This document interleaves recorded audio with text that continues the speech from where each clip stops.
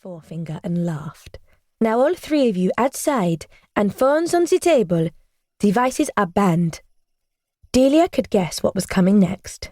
When I was your age, we went outside after breakfast and didn't come home until we were hungry." Delia and Sam groaned in sync but did as they were told, slapping their mobiles on the table. Claude looked embarrassed. "It's not the Dark Ages anymore. Games like Escape Room are the new social. Times have changed, Mum." "Not as much as you might think." Sarah tapped the table, waiting for Claude to add his phone to the pile, then passed Delia her rucksack, shoving a packet of chocolate biscuits in the front pocket. "Be back before dark, please." Despite her complaints, Delia was glad to be getting out of the house. Sam and Claude had been holed up together for longer than she'd realised, and time was running out. Even though Claude had clearly swapped her out, she still wanted to say goodbye to him properly, leave their once firm friendship behind and move on. She'd gone over the plan in her mind several times, and it hadn't involved Sam Evis. She touched a half piece of ammonite fossil in her pocket, running her fingers over the rough outside, then the smooth, bumpy form of the ancient creature spiraled inside, all part of the plan. She put it in her rucksack for safekeeping next to the penknife and torch. The adults kept calling it the end of an era, but really Delia was relieved. This way it could just be over, rather than suffering the slow and awkward death their friendship seemed to be heading for as they grew further and further apart.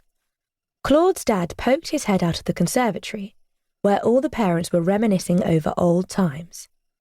"I guess this is the last time I have to remind you to stay well away from the woods," he called, snatching Delia from her reverie. She did a strictly on the inside eye roll. "It's Badwell Woods, not some impenetrable wilderness." Another voice suddenly shrilled from behind. "Hang on, wait for me."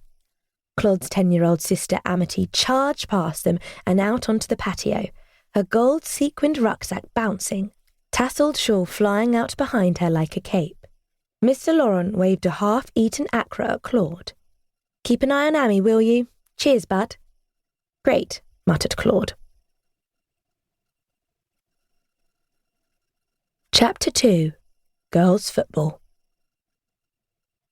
The four of them charged across the Laurent's sun-drenched lawn, almost outpacing the Swifts darting for bugs.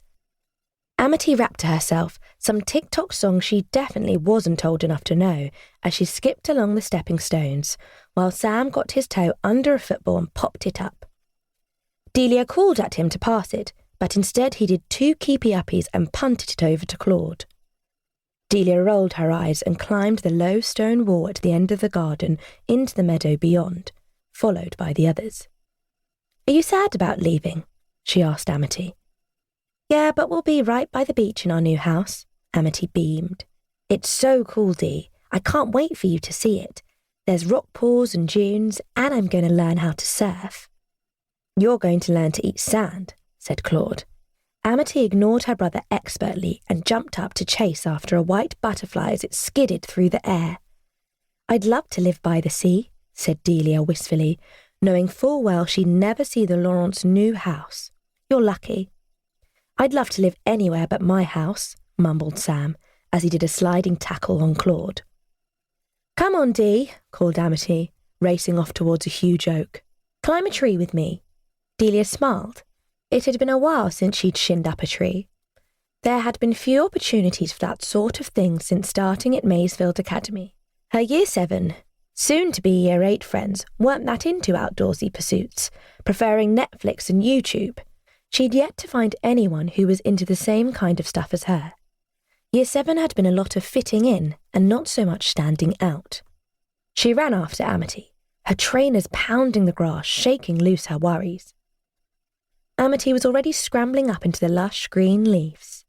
Delia took a deep breath, filling her lungs with warm July air, ripe with lingering wild garlic dying back. The holidays never seemed to last long enough, though. A new term was out there, hanging on the breeze like a threat. "Scooch along here and we can throw stuff at Claude." Amity handed Delia a tic-tac. "I know you want to." "I'm not going to throw things at him," Delia protested, eating the mint rather than using it as a missile, although she'd happily chuck a rocket.